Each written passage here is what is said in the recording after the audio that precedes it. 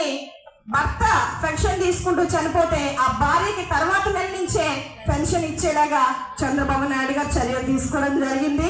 ఆ పెన్షన్ కూడా మనం ఇస్తా ఉన్నాం. ఈ విధంగా ఏవైతే సూపర్ 6 హామీలు మనం ఇచ్చామో అవన్నీ నెరవేర్చామని మీ అందరికీ ఈ సందర్భంగా తెలియజేస్తా ఉన్నాను. ఇంకా లాస్ట్ది ఉచిత బస్ ప్రయాణం, స్త్రీ శక్తి.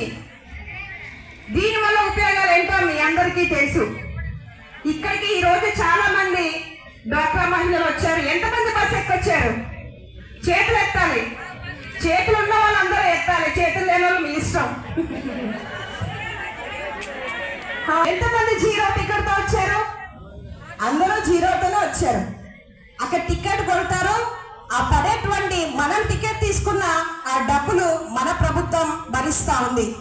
ఇలాగా మనం టికెట్ తీసుకుంటే అయ్యేటువంటి 165,000 కోట్ల రూపాయలు ఒక నెలకి ప్రభుత్వానికి భారం పడతా ఉంది. ఆ డబ్బులు ఏపీఎస్ఆర్టీసీకి మన ప్రభుత్వం డబ్బులు కడతా ఉంది. మన